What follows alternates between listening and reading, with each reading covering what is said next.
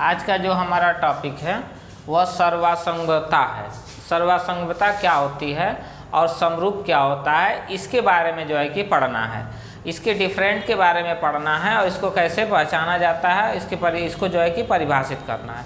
देखिए जो है कि डीएलएड जो है, डीएलएड द्वितीय सेमेस्टर में एक अध्याय है, ठीक है ना, वह है सर्वासंगमता और समरूपता, ठीक है ना, यही आज हमको पढ़ना है। तो आइए पहले हम जान लेते हैं कि सर्वासंगमता होता क्या है, इसके बारे में जान लेते हैं। तो देखिए सर्वासंगमता क्या होता है कि देखिए कोई भी ऑब्जेक्ट ले लीजिए, जैसे हम एक क्यूबॉइड लेते हैं या क्यूब लेते हैं घनाभ, देखिए, ठीक है, यानी कि ऐसी दो वस्तुएं हम ले लेते हैं जिनकी आकृतियां क्या होती हैं, समान होती हैं, जिनकी आकृतियां समान होती हैं। देखिए एक और यहाँ हम ले लेते हैं, ठीक है ना।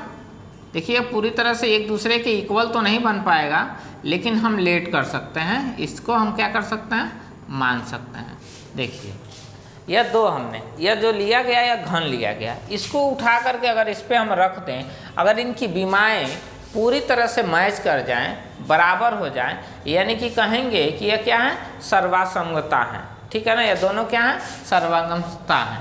अब इसमें देखिए इनकी विमाएँ क्या होती हैं, समान होती हैं, यानी कि कुल यह कह लेते हैं पूरी तरह से कि यह दोनों एक जैसे हैं, सेम हो, इसमें कोई भी डिफरेंट न हो, ऐसी आकृति को हम कहते हैं सर्वासंगमता, ठीक है ना, सर्वासंगमता कहते हैं, ठीक है ना। जैसे मान लीजिए कि कोई एक त्रिभुज ले लेते हैं, जैसे हमने एक ट्रायंगल लिया, जैसे त्रिभुजों की सर्वासंगता आपको बता देते हैं, त्रिभुजों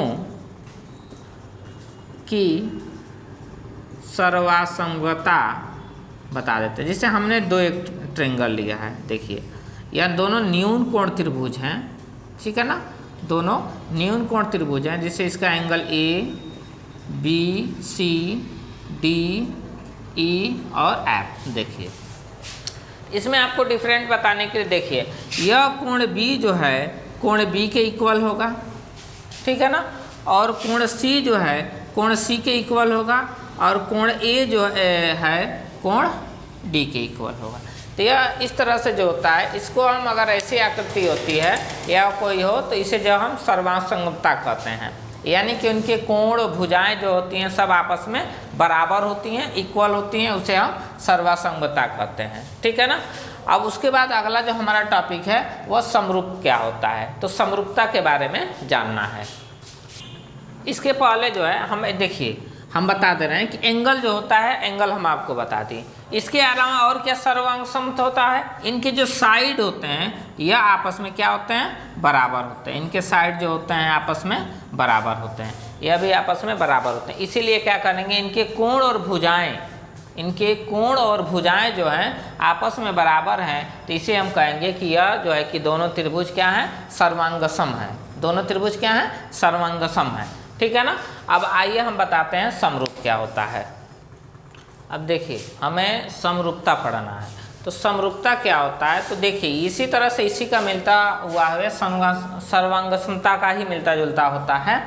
तो देखिए समरूप, जैसे दो आकृति लेकर के हम आपको बताते हैं कि कैसे समरूप होते हैं। जैसे हमने एक जो है कि गेंद लिया हुआ है, यहाँ पे हमने एक गेंद लिया है और एक और गेंद ले लिया है, ठीक है ना, एक बड़ा गेंद है और एक छोटा गेंद है, ठीक है। देखिए तो क्या है यह क्या कह लेते हैं कि यह सिमिलर है, मतलब एक जैसे हैं, सिमिलरिटी है इनके अंदर, एक जैसे हैं, यानी कि इनकी जो बनावट है वह क्या है, डिफरेंट है, अमाप है, एक माप की नहीं है, लेकिन दिखने में कैसे हैं, एक जैसे हैं। इसे हम कहेंगे कि यह क्या है, समरूप है, इसे हम कहेंगे कि यह समरूप है, ठीक है ना। जैसे हम दो ट्रायंगल ले लेते हैं, एक राइट एंगल ट्रायंगल ले लें, ठीक है ना। देखिए एक राइट एंगल ट्रायंगल ले लेते हैं, देखिए यह भी 90 डिग्री का है, यह भी 90 डिग्री का है, ठीक है ना। तो ये दोनों त्रिभुजों को हम कहेंगे कि दोनों त्रिभुज क्या हैं, समरूप हैं। समरूप इसलिए हैं क्योंकि देखिए इनकी जो भुजाएं हैं वह आपस में क्या है, समान है, जैसे एक जैसी दिख रही हैं, लेकिन एक त्रिभुज क्या है, बड़ा है और एक छोटा है।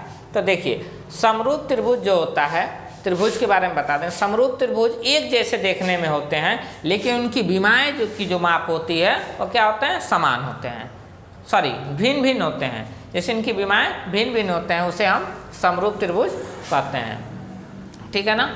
अब जो है हम इसके बारे में कुछ नियम बता देते हैं, समरूपता का नियम, ठीक है ना। जैसे समरूप त्रिभुज में क्या होता है कि उनके जो भुजाओं के अनुपात होते हैं वह नियत होते हैं। समरूप त्रिभुज में जो उनके भुजाओं के अनुपात होते हैं वह नियत होते हैं। जैसे अब जो है जैसे इसके शर्त क्या होते हैं समरूप की, तो जो त्रिभुज होते हैं उनके कोणिक जो होते हैं, जैसे यह कोण जो है, यह कोणिक क्या होते हैं, समान होते हैं। और जो है कि त्रिभुज की जो विमाएँ होती हैं वह क्या होती हैं, नियत होती हैं। इसके साथ साथ समरूप त्रिभुज की आकृतियाँ समान होती हैं, इनके माप भी समान नहीं होते हैं।